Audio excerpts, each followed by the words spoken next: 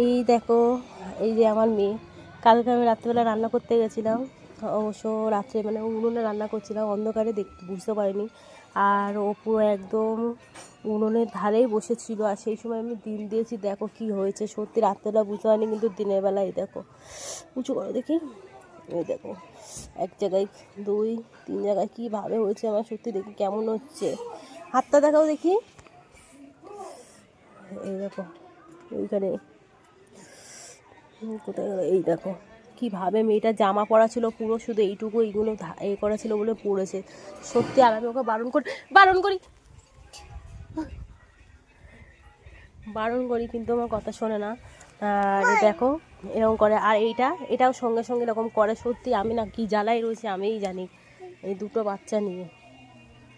আর যাবা কোনো দিন? আর তো বলছে আর কোনো দিন যাবে না উনুনের ধারে, না গেলেই ভালো। সত্যি কী বিপদ না গেছে কালকে, ছোটো খাটো হতে গেছে তবুও কি যন্ত্রণা করেছে, আমাদেরই ছ্যাঁকা লাগলে কেমন লাগে।